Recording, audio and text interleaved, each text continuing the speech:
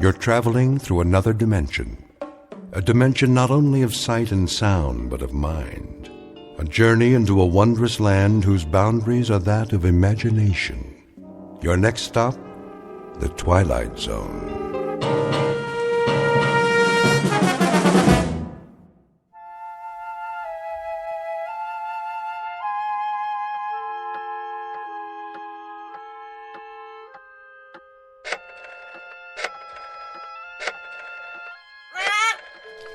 Yes, Pete, here's a nut for you. Now, don't bother me, if you please.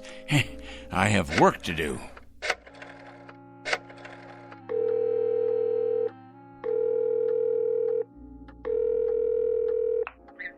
I'd like to speak to Mr. O'Connor, please. That's right. I'd rather not say. It's rather personal. That's it, Pete. Stay on your perch like a good bird. That's a boy. Is this Mr. O'Connor? Mr. O'Connor, I'll get right to the point. You have a young gentleman working for you in personnel. His name is Brewster. Alfred Brewster? Been with your firm about 1.5 years? Well, I'll tell you what about it. The man is a communist. That's correct, a communist, with certain terrorist affiliations as well. Never mind who this is. Let's just say a concerned citizen, all right? What is of the essence is the character of one of your employees.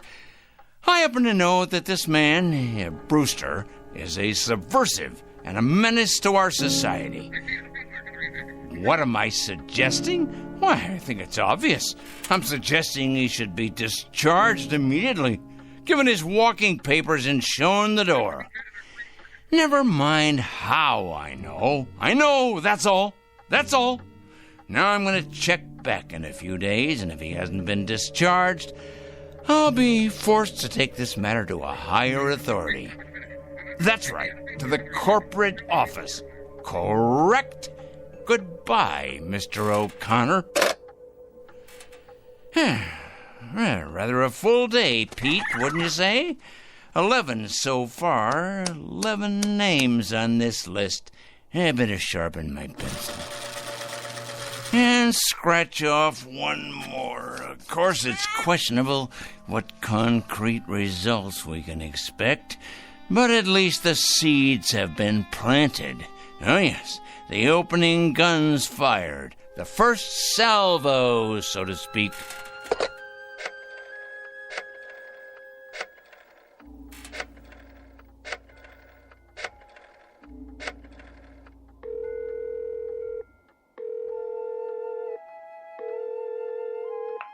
Hello, Board of Education? Well, please connect me. Yes, I'd like to speak with the superintendent of schools, please. It's a personal call. No, I'm not at liberty to give my name. That's right. It's urgent. Is this the superintendent? This is a concerned citizen. I'm calling about a teacher and your employee. That's correct. His name is Farwell. William J. Farwell. He teaches at your North End High School. That is correct. The man is morally objectionable. He's a drinker, a carouser, and I have it on good authority that his relationships with students are questionable at best. The man should be investigated immediately. Oh, yes. Never mind who this is. I happen to be giving you facts, and that is what is at issue here. Well, you best check on him. You most certainly should, and without delay. Quite right. Here you are, Pete.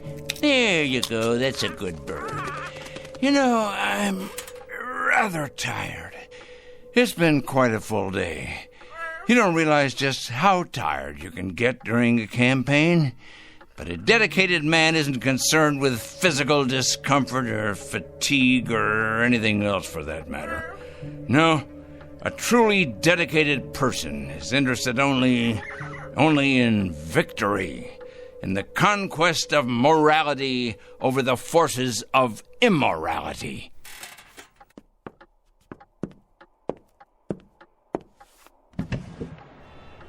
Hey, look at them out there, the dregs, carrion, leeches sucking us dry. Oh, yes, carrying evil around with them like infectious germs.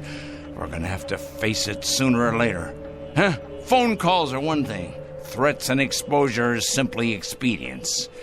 No, Peter, my friend, we're gonna have to embark on a much more ambitious course. Some major surgery, I think. The long scalpel, honed sharp and cutting deep. If the sickness is extensive, so must be the cure. And it must be today, Peter. It must be today, this afternoon. 4 o'clock. Oh, yes, that's when it will occur. Yes, we'll make it occur at 4 o'clock. At that moment, we will destroy evil. That is both my charge and my obligation, Peter, to destroy evil. And we shall do it at precisely 4 o'clock. I'm not sure of the method yet, but it'll come to me. Oh, yes, it'll come to me. Most assuredly, it will come to me. And it'll be a revelation, an epiphany. It will be the expiration of immorality everywhere, the exordium of the end. 4 o'clock, Peter. That's when we'll have it happen. Whatever it is. 4 o'clock, this very day.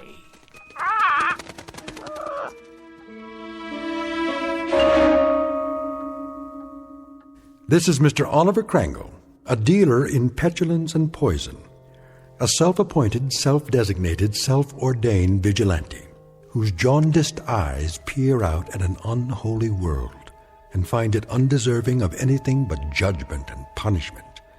And Mr. Oliver Crangle is both the judge and the executioner. He has rather arbitrarily chosen 4 p.m. as his personal Gotterdammerung.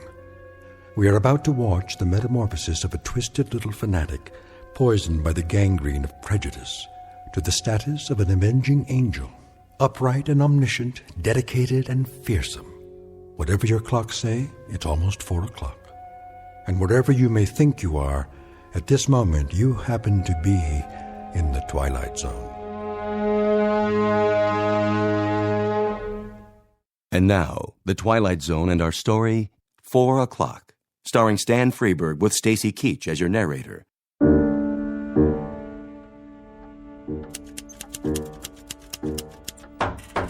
Yes? Mr. Crangle? What is it? Well, there's a special delivery for you. Just a minute.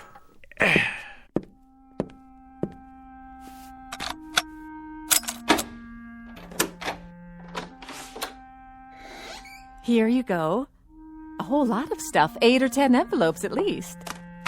Thank you, Mrs. Williams. Something else, was there? Something...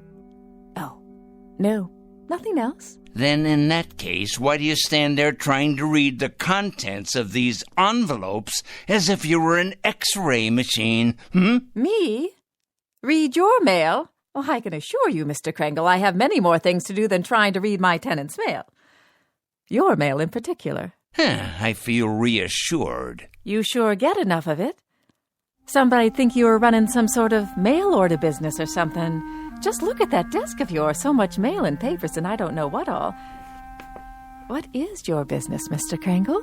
What I do is none of your concern. I pay my rent on time, and I keep to myself. A respect for privacy you should learn, Mrs. Williams. Well, I never... You never? That's good to know. Now, have you any more comments to air? Because if not, I would greatly appreciate your leaving me alone. I have a great deal of work to do.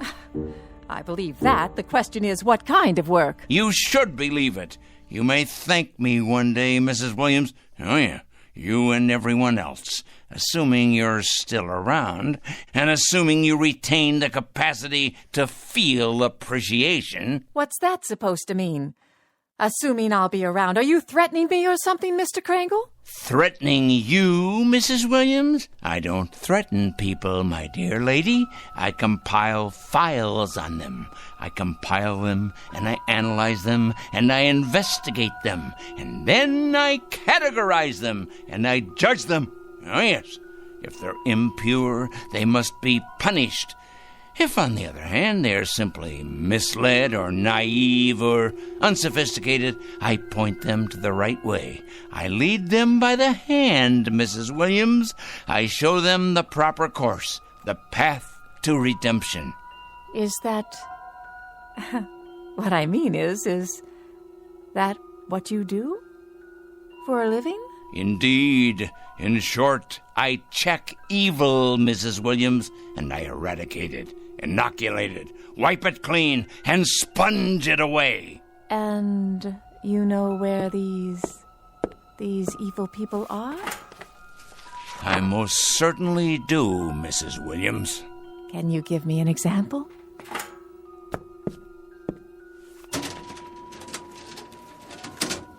How about this one?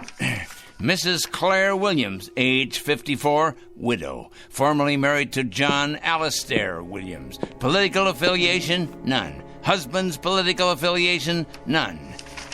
Evidence of subversion? None. Negative personality traits? Curiosity and ignorance. Of course, that's just a preliminary report, Mrs. Williams. The in-depth research is in the master file cabinet right over there. Well, aren't you the strange one? You ain't nothing if you're not a strange one. I'll be going now, Mr. Kringle. Had your nap, Pete? All rested up, are we? Well, that's a good young parrot. It's going to be an exciting afternoon, Pete. Big things are going to happen at 4 o'clock. Yes, they are indeed. 4 o'clock? What's going to happen at 4 o'clock? Interesting question, Mrs. Williams. A very interesting question. Very much to the point. What's going to happen indeed? At 4 o'clock, we're going to expose evil, strip it bare, push it out into the light, dissect it, pinpoint it, and eliminate it. You are? Exorcise it, denude it, confute it, destroy it. Oh, now careful, Mr. Kringle. You're gone and broken your lamp. What? Oh, the lamp. I see. Sorry. Well, no matter. Would you like me to clean that up for you? No, I'm quite capable of cleaning up after myself, madam. That's one thing I'm very good at, cleaning. Something else, was there, Mrs. Williams? No, I don't believe so. If it's all the same to you, I'll be on my way.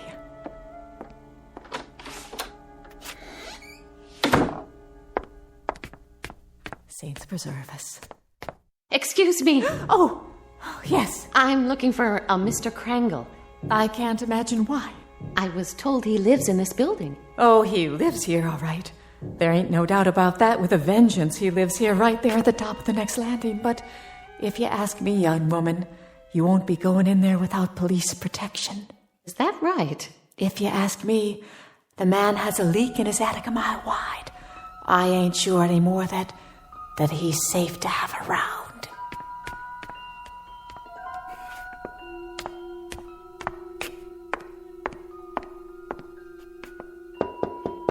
Mr. Kringle? Mr. Kringle? Well? My name's... Who else is with you? Why, no one. Are you sure? Yes, quite sure. My name is Lucas. I wonder if I could speak with you for a moment. Lucas. Ah, yes, Lucas. Kurt J., age 27, intern, East Side Hospital. That's my husband. Is he indeed? Well now. Your husband, you say. Come in, please. Come.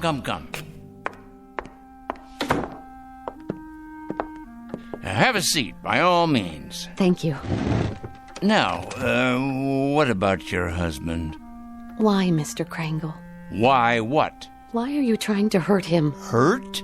My dear lady. What has he ever done to you? To me? Why, nothing to me. That is, nothing personally. I don't know your husband, Mrs. Lucas. That is to say, I know of him. Oh, yes, I know of his background, but we've never met. He's a stranger to you then, isn't he? He's a perfect stranger. A stranger, yes, but not a perfect stranger, Mrs. Lucas. By no means. Your husband happens to be most imperfect. And when you perceive, quite correctly, that he's done nothing to me, at least not directly, I hasten to enlighten you. He nonetheless happens to have done a great deal against society. In what way? Ho, don't play dumb with me. Don't give me any of that naive stuff. My husband, for your information, Mr. Krangle, is a dedicated young doctor. A gentle, decent, fine human being. He has only one abiding interest in life, and that is to cure, to heal, to stop pain. And to kill. How can you say such a thing? Yeah, that's his other abiding interest, the one you've conveniently skipped. L-L-L-U-C Lucas. Here we go. I know his file well. Lucas Kurt J., M.D., second-year intern, Eastside Hospital.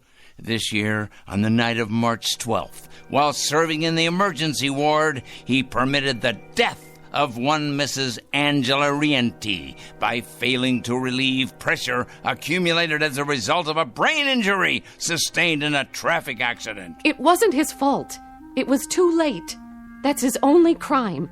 He wasn't able to treat her because he was responsible for half the ward that night. And by the time he got to the woman, she was already dead. That's your interpretation? It's not an interpretation. It's a fact. It's exactly the way it happened. By the time he got to her, by the time she was put into his care, she'd already died. He should have gotten to her earlier. How could he? Do you know how many lives he saved that night? How many people he saves every day, every week? He did nothing to her. That's about the size of it, Mrs. Lucas. Miserable dereliction of duty, resulting in the untimely death of a woman who by rights should be alive today. These facts came to my attention, and I simply called them to the attention of the hospital supervisor, an institution, by the way, which I help to support through taxes. By what right? I must ask you, Mr. Krangle, excuse me, but by what right do you presume to pass judgment on my husband? You're not even a medical man. Why, you weren't even there that night. You don't know anything about it. And yet you write your letters to the hospital, dozens of nasty letters accusing my husband of being a murderer. Why, you wretched, small-minded... Enough, Mrs. Lucas. That will be quite enough. I've suffered your presence here, but I'm not required to tolerate your abusiveness, although I don't wonder you're the type of woman you are. Oh, and what type is that? You're obviously greatly attracted to your husband, and there's no secret that birds of a feather, well, you know the rest. I think I catch your implication, Mr. Krangle, and you're over the line. Way over the line. You're as cracked as that lamp of yours. Tell me, has the hospital discharged your husband yet? Discharged? That's right. Let him go. Cashiered him out. Eradicated him from the payroll. Given him the sack. I've been expecting it momentarily. They have not, Mr. Krangle. They have done no such thing. It'd take more than a letter-writing campaign from a crank like you to make that happen. Your husband is an evil man. He is no such thing. And I will not put up with evil in any form. And I will not stand by and allow an injustice like this. Of all the presumptuous, wrong-headed... I'm sorry, Mrs. Lucas. I haven't any more time. Why, look at the hour. It's 3:00 already. I got things to do. Many more important things to do, thank you. Today's mail, for instance. You'd probably be interested in these. They're cases not unlike your husband's. communists, subversives, thieves, harlots, but all made out of the same metal. Evil, Mrs. Lucas, all of them evil, and I will not countenance evil. I am absolutely incapable of countenancing it. You're probably unaware of it, Mr. Krangle, but my husband is a very sensitive man. Oh, please, spare me. Your letters have had an effect on him, if on no one else so far. The people at the hospital tell him to ignore the letters, forget about them, but they're tearing him up inside. They're killing him, his confidence in himself, his ability to concentrate and work. You see, he's like a lot of doctors, Mr. Krangle. He cares. He cares very deeply. So, you see, you really have been quite successful after all. I imagine you've been equally successful with other people, too. Mm-hmm. There's too much sanity still left out there for you to have succeeded in having them all fired. Mm-hmm. But you must be hurting them, those men and women, hurting them desperately, as you've hurt my husband. So you've really accomplished a great deal. Yep.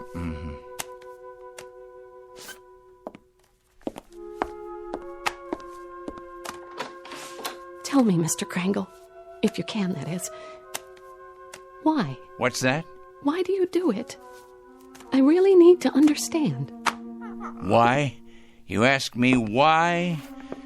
Why? Because they're evil. That's it precisely. Nothing too complicated about that, is there? They're evil, plain and simple. Here, take a look out the window. All those little bugs down there, you see? Bacteria. That's what they are. That's what your husband is. All those little... That's it.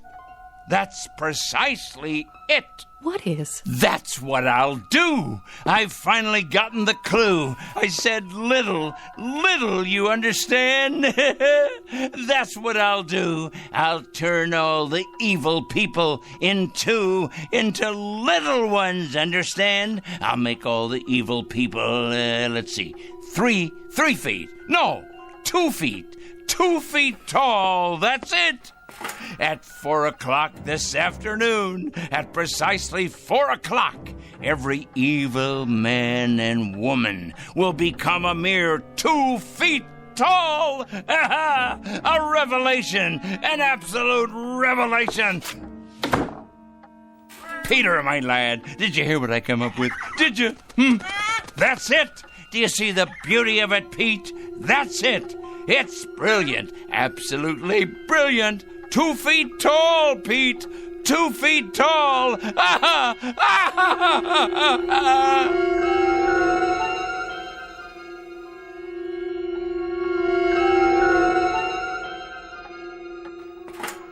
At 4 o'clock this afternoon, I'm going to turn all the evil people, the wicked, morally stunted troublemakers everywhere, into tiny little freaks for all the world to see. I'll make them all 2 feet tall. 2 feet tall, I say. Yes, it'll be better than if they wore badges on their clothing. Impossible for them to hide the purest form of poetic justice. Evil will be made an object of universal scorn, laughter, humiliation. Yes, you're not. You're hungry, aren't you, Pete? Here you go, boy. I won myself. We must be strong, the two of us. Strong for what's about to happen.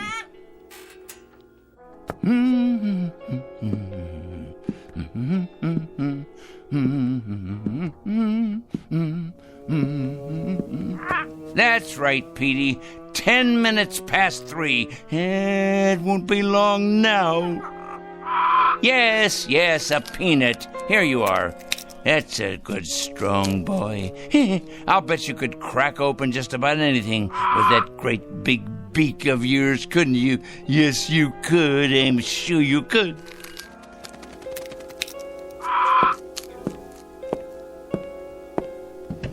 Look at them down there, all those wicked little people. They don't know just how little yet. No, of course not. But they will. They will. It's their day of judgment. Oh, yes. Time to finish our preparations, Pete. There's much to do. Less than 50 minutes left now. Must be sure all our pencils are sharp. We have a great many names to cross off the list. Cross off the list. Soon now. Very soon. Yes, yes. Oliver Kringle? Come in. Yes, I'm Oliver Kringle. I'm the one who called. Yes, sir. Agent Luther Hall, Mr. Kringle, Federal Bureau of Investigation. Our office received a call. Indeed, yes. I placed the call and asked you to come. I felt it was my civic duty. Can I get you a cup of coffee or something? No, thank you. Now, Mr. Kringle, you told the office that you had some sort of list, proof of criminal activity, and that today would be a day of reckoning. What exactly did you mean by it? Sit down, please. Yes, there's plenty of time. We have more than 45 minutes before it happens. Before what happens, Mr. Kringle? That's the point. That's the whole point. That's why I called you here. And why is that? I felt the FBI should know. I also called the police and the fire department. I even got a call into Washington. Oh, yes. Although the latter message probably won't go all the way to the top.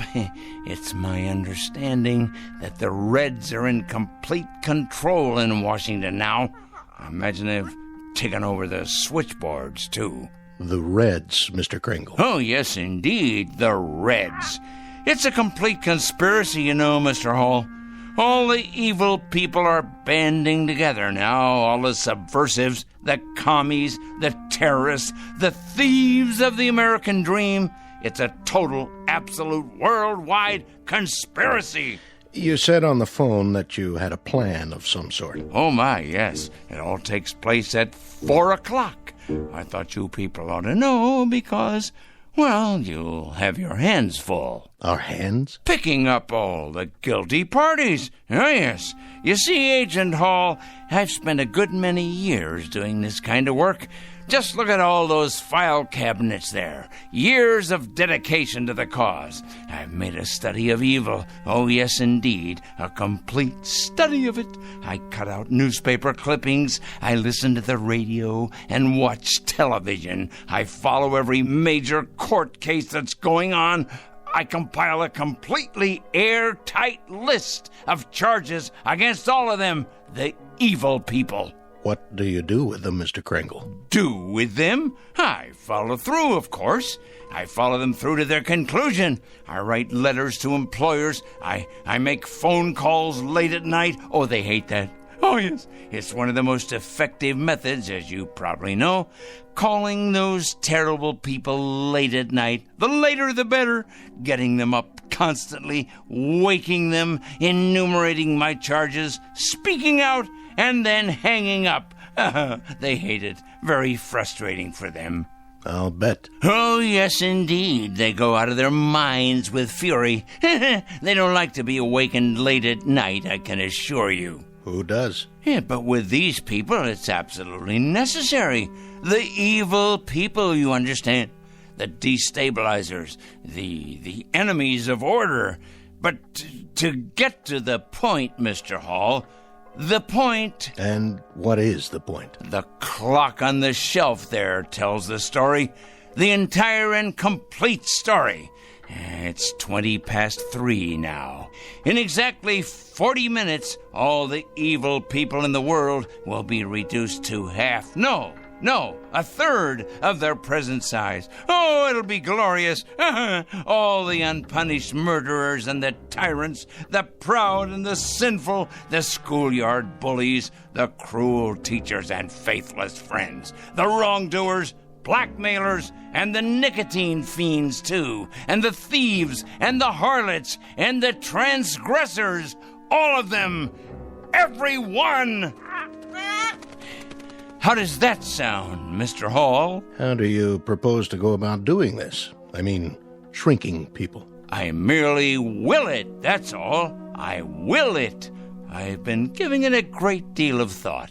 Now, in the past, various other plans have crossed my mind. Other plans? Well, for example, I didn't approve of our entering any of the wars, you see, and I had it in mind I might take the stiffness out of airplane propellers. Do you understand? I'm not sure I do. Well, when the crews came out in the morning, bundled up like children against the cold, and then went into their planes, they'd find the props hanging limp like great empty banana skins.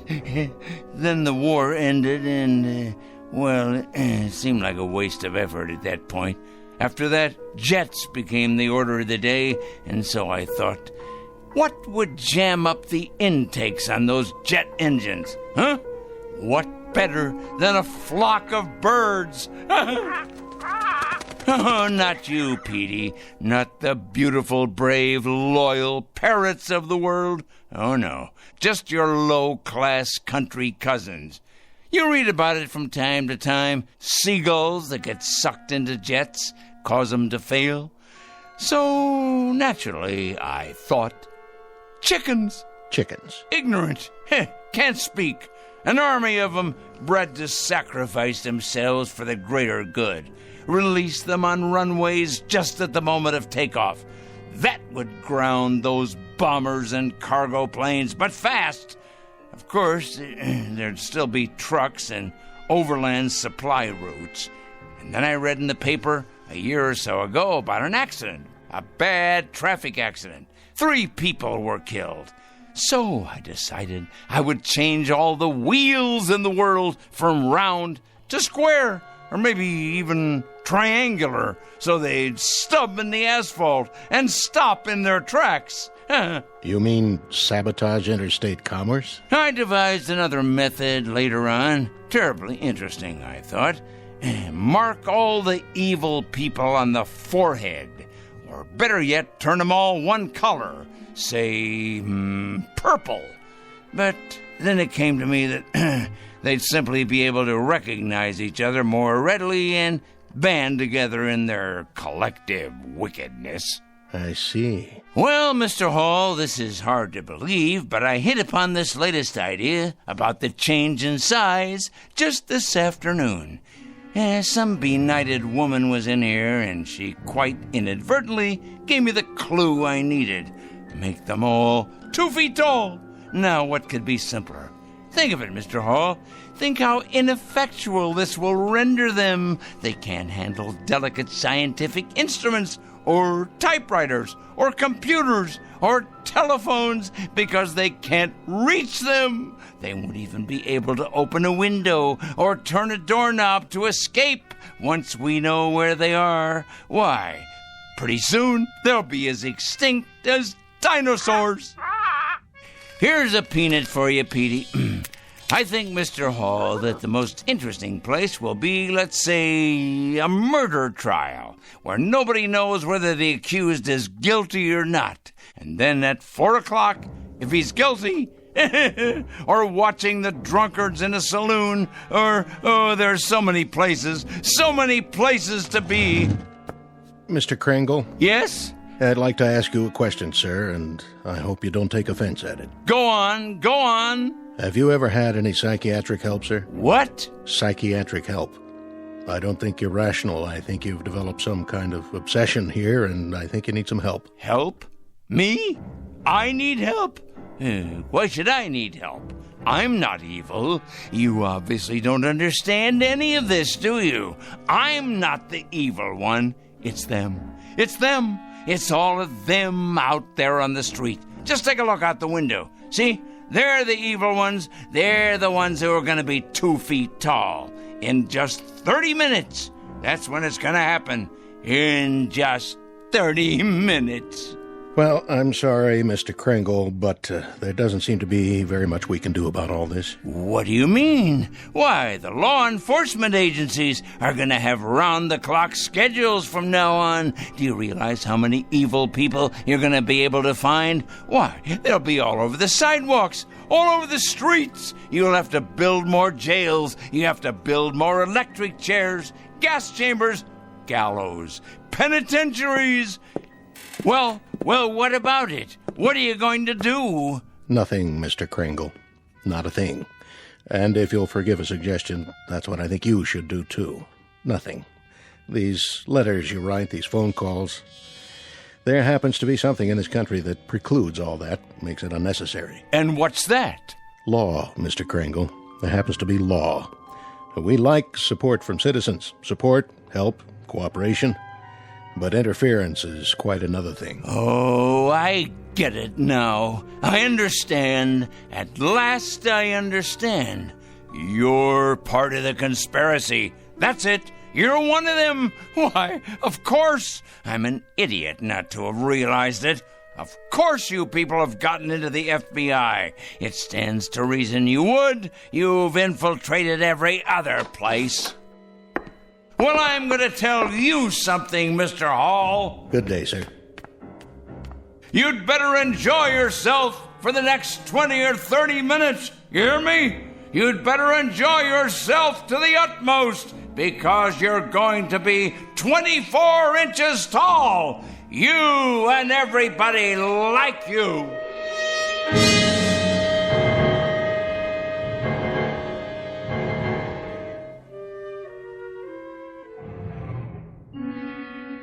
All the evil people, everyone, you'll see.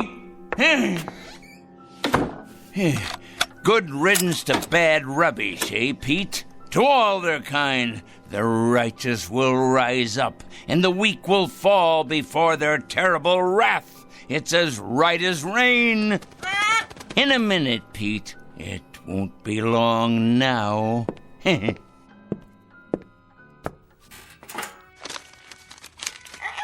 Yes, here's your nut. It won't be long now at all. We must have everything in order, all our pencils sharpened, weapons that are truly mightier than the sword. And our desk, we must have lots and lots of clean paper to make another list of the newly exposed. Their corruption on display for all the world to see.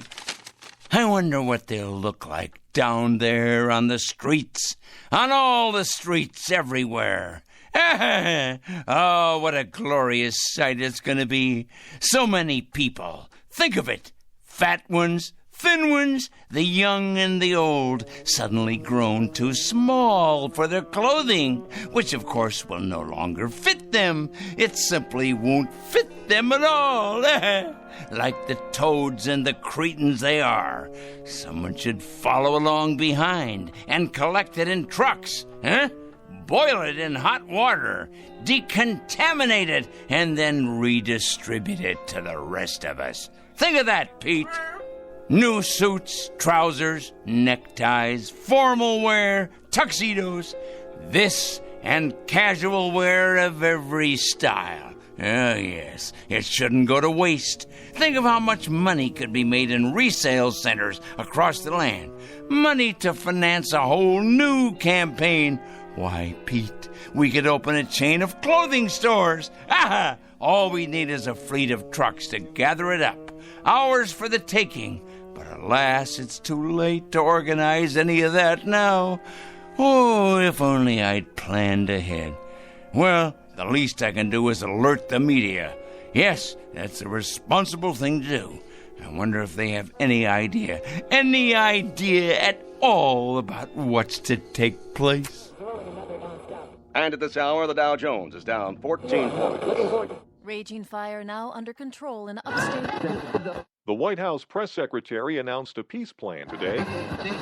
4-car pileup on the bridge. Motorists are advised to use alternate routes. Come on down to Crazy Joey's Fashion Warehouse. We've got sportswear, clothes for the workplace, back-to-school duds, all at out-of-this-world prices. You'll think you've died and gone to heaven because my name's Joey and I'm crazy.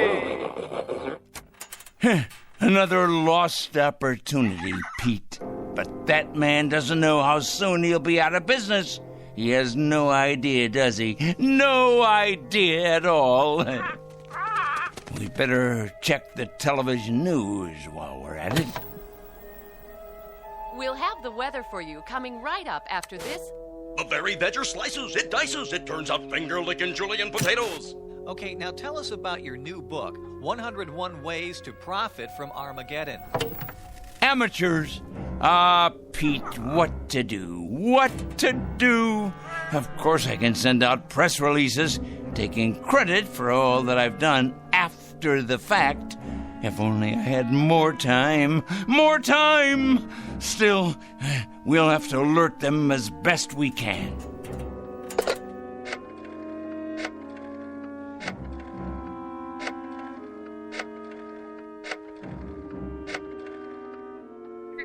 Yes, put me through to the news department, please. Never mind who this is. Wait. This is Oliver Krangle speaking, Crangle. Yes, that's right. I'm calling with an important bulletin. Yes, for the afternoon broadcast. That's right. You ought to break in right now with a news flash, you know. Oh, it's something big, all right. Something huge. Believe me, it is important. When? No, you don't understand. It hasn't happened yet, but your viewers will still want to know when it does happen. Otherwise, there'll be chaos in the city. In fact, this should go on the national broadcast, coast to coast. What is it? Let's just say a new perspective on the world. Hello? Hello? Hello? Petey, obviously they've infiltrated the local news channel as well. Of course they have. I should have known. They're everywhere, like insects, like vermin. Well, they won't be in control much longer, because Judgment Day is upon us. The strong will rise up to take what is theirs, while the subhumans are exterminated. It's the law of nature.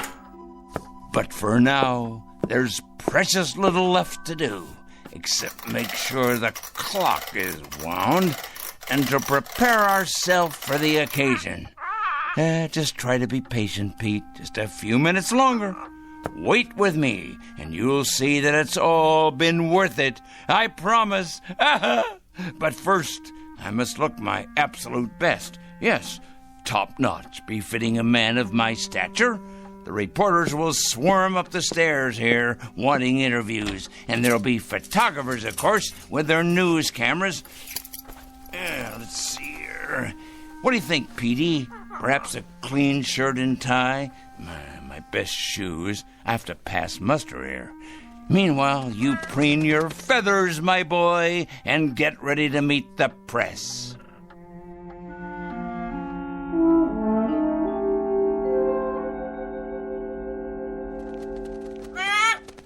There! It's happened, Pete. It's happening right now. This very second. Can you feel it? Something in the air. The next phase of evolution for the human race. Oh, nothing will be the same after this. Nothing! The new order has come at last. Yes, but first, I can't wait to see them all down there, turning into tiny little gnomes. Just 1 second, Pete, as soon as I take a look out the window. Certainly, Peter. You may have a nut, as many as you like. You must be hungry. I'll have something, too. We'll make it a celebration. This is our day. Of course, but you must be patient. I can't wait to look outside. I can't wait. But for some reason, I can't see over the windowsill. How can that be? I can't even reach the bowl of peanuts. I know you're hungry, but somehow it's just out of my reach. What? Unless someone has moved it, put it in a very high place, but that would have to be someone very tall. Someone very, very tall.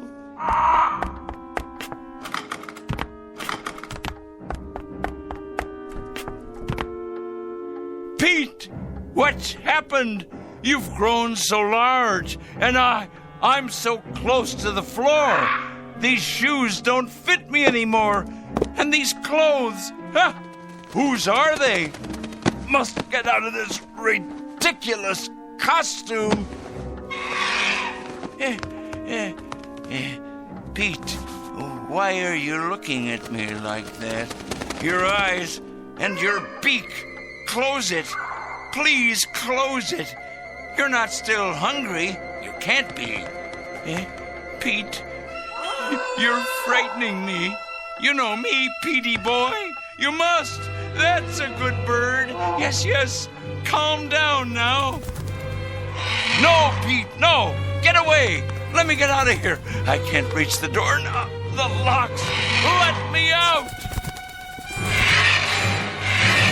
No!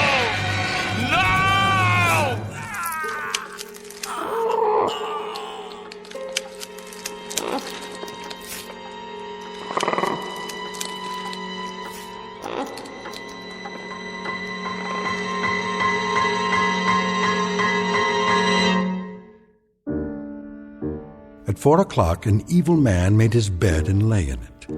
A pot called a kettle black, and a stone thrower broke the windows of his glass house. Not a pretty picture, perhaps, but for this poor, misguided fellow, quite unavoidable. A simple matter of supply and demand. He was right about one thing, though. In a world where the strong get stronger and the mighty feed upon the weak, you can run, but you can't hide. Look for this one under F for Fanatic and J for Justice in the Twilight Zone.